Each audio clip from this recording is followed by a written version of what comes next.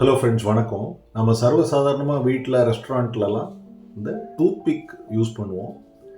பல் இடுக்கில் ஏதாவது food particles மாட்டிருக்கு அப்படின்னா டிஸ்கம்ஃபர்ட் இல்லை ஹைஜீன் அப்படின்னு சொல்லிட்டு இதை யூஸ் பண்ணுவோம். ஆனால் இந்த டூத் பிக் யூஸ் பண்ணுறதுல நிறைய ரிஸ்க் இருக்குது.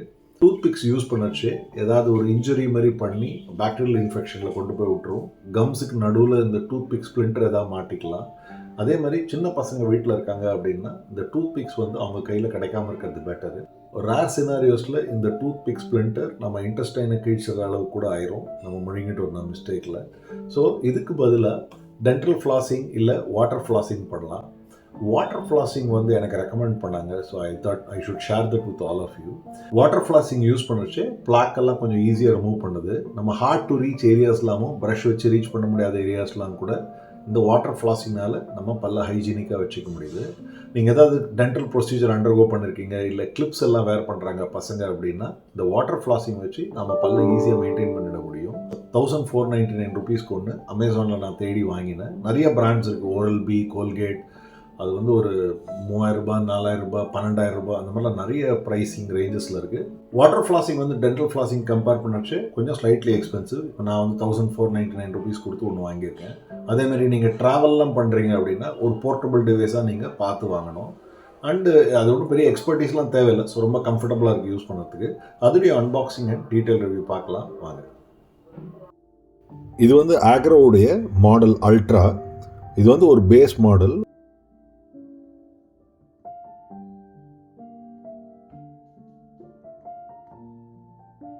பாக்ஸில் பார்த்தீங்கன்னா வாரண்டி கார்டு அப்புறம் யூசர் மேனுவல் கொடுத்துருக்காங்க.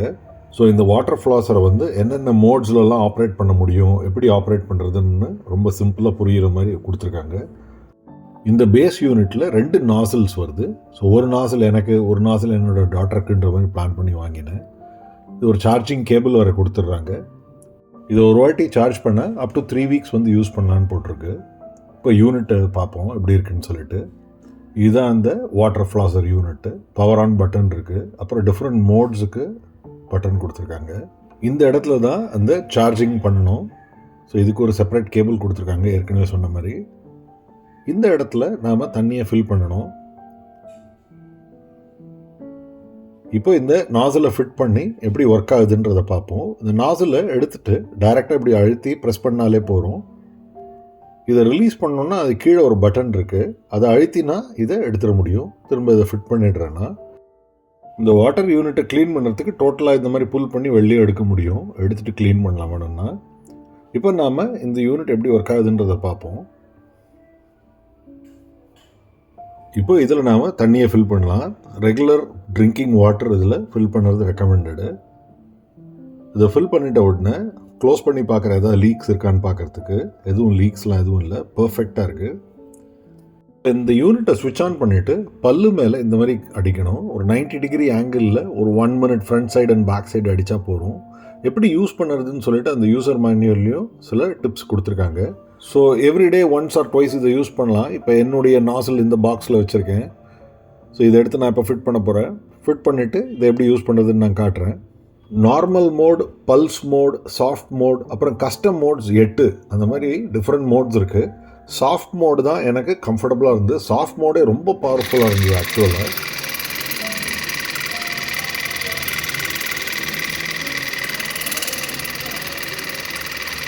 இந்த வாட்டர் ஃப்ளாஸர் யூஸ் பண்ணதுக்கப்புறம் பயங்கர க்ளீனாக இருக்குன்றதை நாமளே ஃபீல் பண்ண முடியும். ஸ்ட்ராங்காக ரெக்கமெண்ட் பண்ணுவேன் இந்த ப்ராடக்டை. நன்றி, வணக்கம்.